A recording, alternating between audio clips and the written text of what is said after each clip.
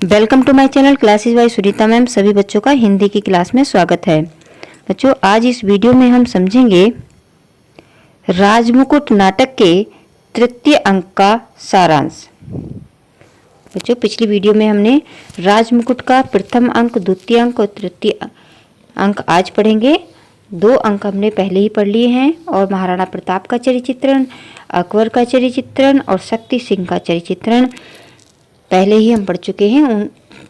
कुछ बच्चे वीडियो देख चुके हैं, जो नहीं देखा है जिन बच्चों ने, वह बच्चे देख ले। इसका लिंक डिस्क्रिप्शन बॉक्स में दे दिया गया है, जो 11वीं की प्लेलिस्ट है, वहां से बच्चों आप देख सकते हो। क्योंकि जो राजमुकुट नाटक है, पिछली बार भी बताया था कि उसमें 2 तरह के प्रश्न आते हैं। एक तो चरित्र चित्रण से संबंधित आएगा और एक आएगा अंक। कोई भी अंक आ सकता है। इसमें 4 अंक है। चारों अंक में से भी कोई एक अंक की कथा, सारांश, कथानक या कथावस्तु आपसे पूछी जाएगी। तो बच्चों, शक्ति सिंह का चरित्र चित्रण, अकबर का चरित्र चित्रण, महाराणा प्रताप का चरित्र चित्रण, ये सब आप याद कर ले। और जो राजमुकुट नाटक के चारों अंक हैं, उन सबको भी आप समझ ले। आज हम तीसरा अंक समझेंगे। और तीसरा अंक समझने के लिए बच्चों, पिछला आप दूसरे अंक की अगर आप वीडियो ने देखी है तो आपको समझ में नहीं आएगा कि तीसरे अंक में कहाँ से जो है कहानी शुरू हो रही है। दूसरे अंक में था कि जो शक्ति सिंह है, शक्ति सिंह जब एक पुरोहित की हत्या के दोष में राणा प्रताप जब उसको निकाल देते हैं, देश से निर्वासित कर देते हैं, तब ये जो शक्ति सिंह है, महाराणा प्रताप के जो सगे भाई हैं, ये जा करके जो अकबर है उनके पुत्र सलीम से जा मिलते हैं। अब इस तीसरे अंक में उसी से आगे की कहानी है। बच्चों, प्रश्न आपसे किस तरह से पूछा जाएगा, किस तरह से परीक्षा में आता है। जो इस प्रकार से प्रश्न आ सकता है कि राजमुकुट नाटक के तृतीय अंक का सारांश या कथा संक्षेप में अपने शब्दों में लिखिए। इस तरह से आपसे प्रश्न पूछा जाएगा कि राजमुकुट नाटक के तृतीय अंक का सारांश या कथा संक्षेप में अपने शब्दों में लिखिए। बच्चों, सारांश आए या कथा आए या कथानक आए या कथा वस्तु आए, इन सब का एक ही उत्तर होगा। संक्षेप में आज हम समझेंगे तृतीय अंक किस तरह से आप इस उत्तर का जवाब देंगे।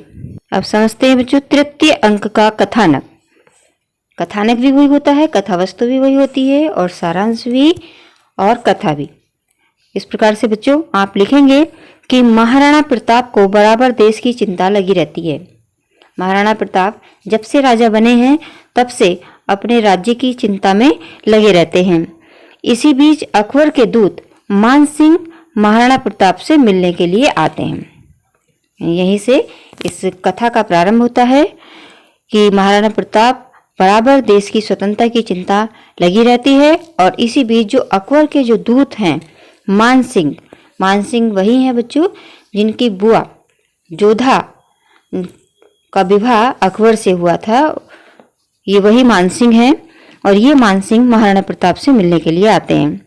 महाराणा मान सिंह जैसे देशद्रोही कुल कलंक से मिलने में अपमान मानते हैं।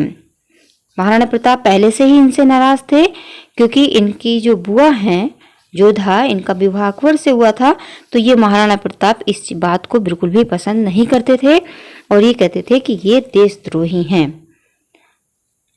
तो और देशद्रोही भी मानते थे और कुल कलंकी भी मानते थे। तो इसलिए उन्होंने कहा कि ये मुझसे मिलने आए हैं, तो वो अपना अपमान मानते थे मिलना भी इनसे, मान सिंह से।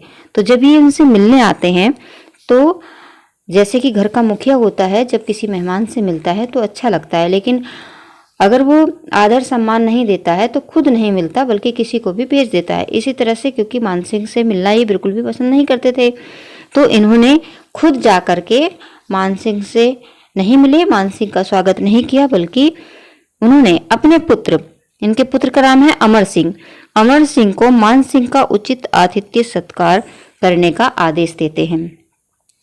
यहाँ तक बच्चों आपको कहानी समझ में आ गई होगी कि जो अकबर के दूत हैं मान सिंह, वो महाराणा प्रताप से मिलने आते हैं।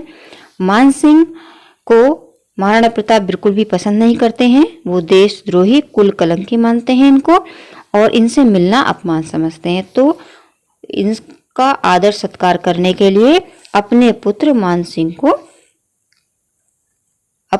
मान सिंह नहीं, अमर सिंह को भेज देते हैं मान सिंह का आदर सत्कार करने के लिए। यहाँ तक कहानी समझ में आ गई बच्चों। अब आगे क्या होता है, किंतु स्वयं मिलना नहीं चाहते और सिर दर्द का बहाना बनाकर झोपड़े में बैठे रहते हैं। अब प्रश्न उठता है ना कि भाई बेटा क्यों आया है, पिता क्यों नहीं आया आदर सत्कार के लिए। तो उन्होंने एक बहाना बना दिया कि उनके सिर में बहुत तेज दर्द हो रहा है और दर्द का बहाना बनाकर वो झोपड़े में ही बैठे रहते हैं। कौन? महाराणा प्रताप। मान सिंह इस व्यवहार को भाप जाता है। अब ऐसा नहीं कि मान सिंह भी बच्चे थे तो वो समझते नहीं, मान सिंह समझ जाते हैं कि महाराणा प्रताप मुझसे मिलना नहीं चाहते, उनके कोई सिर में दर्द वर्द नहीं हो रहा है, वो मुझसे मिलना नहीं चाहते हैं, इसलिए उन्होंने ये इस तरह का बहाना बनाया है और अपने बेटे को अमर सिंह को मेरे स्वागत करने के लिए भेजा है। तो वह संघर्ष की चुनौती देने लगते हैं। मान सिंह भी अपना अपमान समझते हैं इस बात को लेकर के कि ये महाराणा प्रताप मेरा स्वागत करने के लिए नहीं आए बल्कि अपने पुत्र को भेजा है। तो वो संघर्ष की चुनौती देने लगते हैं, मतलब युद्ध की चुनौती देने लगते हैं। अब चुनौती सुनकर राणा प्रकट हो जाते हैं, क्योंकि राजपूत का खून है, राजपूत का खून इस तरह से कोई चुनौती सुनकर के शांत नहीं बैठ सकता। तो जैसे ही उन्होंने मान सिंह ने चुनौती दी, संघर्ष की, तो वैसे ही जो है महाराणा प्रताप बाहर आ जाते हैं।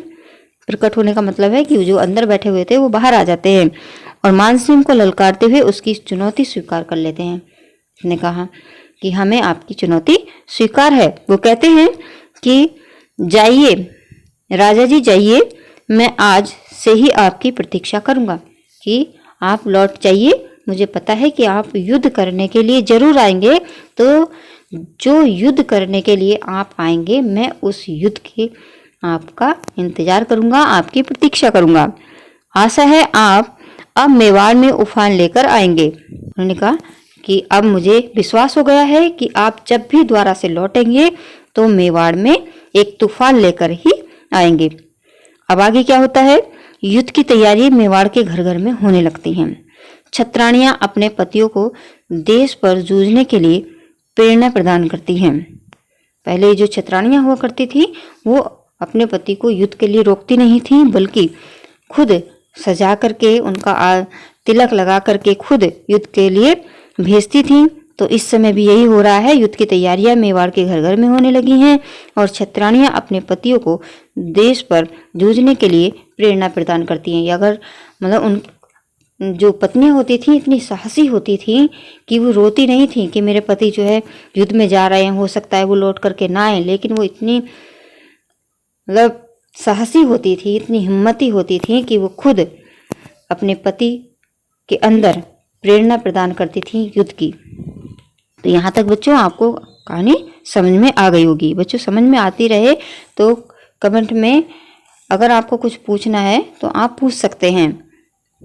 अगर आपको कुछ समझ में नहीं आ रहा हो जो बात, तो आप पूछते रहिए। इससे क्या होता है कि जैसे मैं बोल रही हूँ तो आप भी कुछ बोलेंगे तो लगेगा कि हाँ मैं पढ़ा रही हूँ और आप पढ़ रहे हैं। ऐसा नहीं हो कि मैं ही एक तरफ से बोलती चली जाऊँ, उधर से कोई भी जवाब नहीं आता है।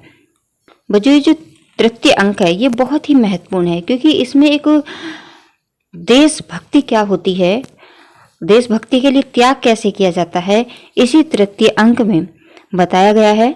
और ये हम अभी जब आगे की अंक की जो कहानी है इस जब जानेंगे तब पता करेंगे। देखिए उधर युद्ध की तैयारी हो गई है और अकबर शक्ति सिंह और मान सिंह को मिलाकर अपनी राह का कांटा निकाल देने का अच्छा अवसर देखता है। यानी उधर जो उसके भाई थे महाराणा प्रताप के शक्ति सिंह, वो जाकर के अकबर से जा मिले और एक मान सिंह पहले से ही अकबर से जा मिले हैं। तो दो शक्ति सिंह और मान सिंह मिल गए अकबर को और वह अपना कांटा, उनका कांटा कौन था, महाराणा प्रताप, उसको निकालने का अच्छा अवसर वो देख लेते हैं। तो इस प्रकार बच्चों आप लिखेंगे कि उधर कूटनीतिज्ञ अकबर शक्ति सिंह और मान सिंह दोनों को मिलाकर राह का कांटा निकाल देने का अच्छा अवसर देखता है।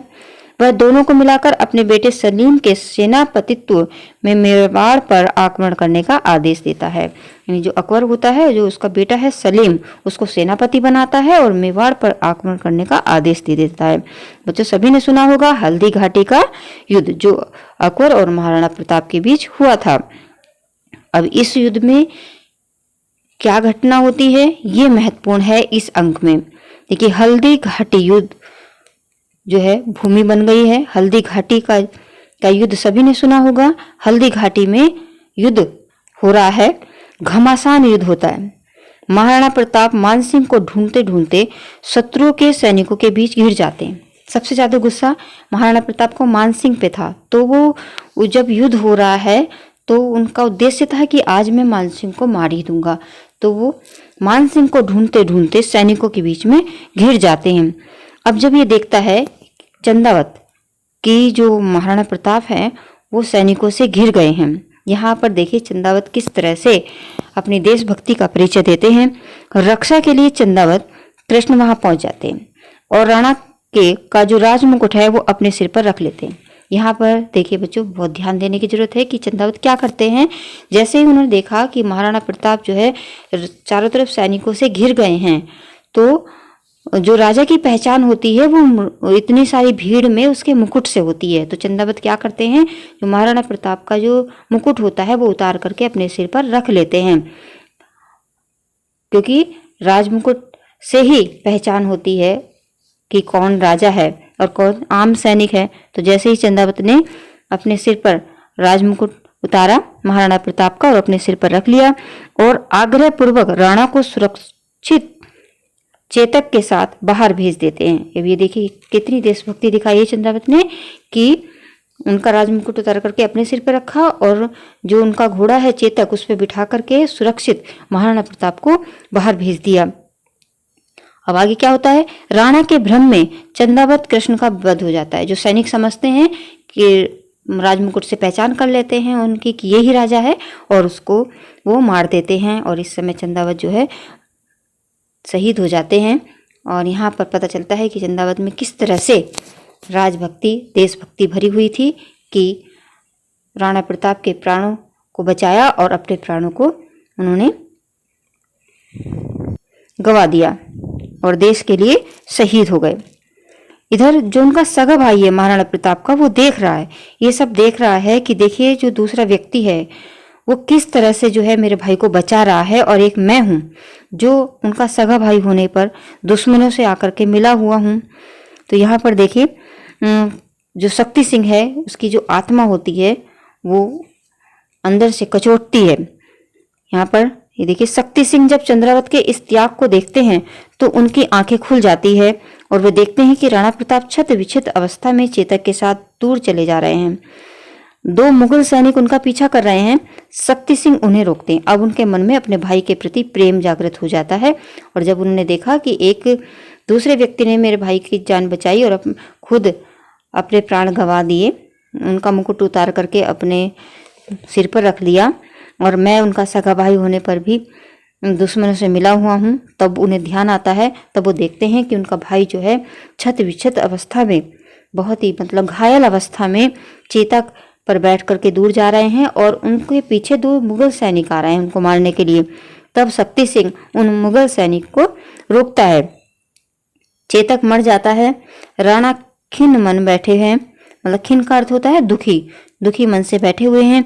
शक्ति सिंह अपने किए पर पश्चाताप करते हैं, मतलब उन्हें बड़ी गिलानी होती है कि मैंने क्या किया, अपने भाई का साथ छोड़ करके दुश्मनों से जा मिला। तो वो बहुत ही पश्चाताप करते हैं। दोनों भाई गले मिल जाते हैं। शक्ति सिंह अपना घोड़ा राणा प्रताप को देकर विदा करते हैं और स्वयं राजस्थान की पहाड़ियों में अज्ञातवास के लिए चले जाते। तो बच्चों ये जो तृतीय अंक की जो कथा है वो यहीं तक इसकी कथा है, जब शक्ति सिंह राजस्थान की पहाड़ियों में अज्ञातवास के लिए चले जाते हैं और अपना घोड़ा राणा प्रताप को दे देते हैं। तो बच्चों ये था राजमुकुट नाटक के तृतीय अंक का सारांश। मुझे आशा है कि आप सबको ये सारांश अच्छी तरह से समझ में आ गया होगा। और अगर प्रश्न परीक्षा में आए कि राजमुकुट नाटक के तृतीय अंक का सारांश या कथा संक्षेप में अपने शब्दों में लिखिए, तो आप जो कहानी सुनी है उसी कहानी को अपने शब्दों में लिख करके आइए और अच्छे अंक प्राप्त करिए। और अगली वीडियो में बच्चों हम ये जो राजमुकुट नाटक है उसका जो चतुर्थ अंक है उसका सारांश समझेंगे। आज का सारांश आपको समझ में आया या नहीं, ये कमेंट बॉक्स में ज़रूर बताइए बच्चों। और अगर समझ में आया है तो वीडियो को लाइक भी करिए, और जो चैनल पर नए हैं वो चैनल को सब्सक्राइब करें और साथ में जो घंटी है उसको भी प्रेस करें, ताकि अगली वीडियो का नोटिफिकेशन आपके पास सबसे पहले पहुंच जाए और आप कोई भी वीडियो देखने से वंचित न रह पाएँ। और वीडियो को देखने के बाद अपने मित्रों के साथ ज़रूर शेयर करें बच्चों। धन्यवाद।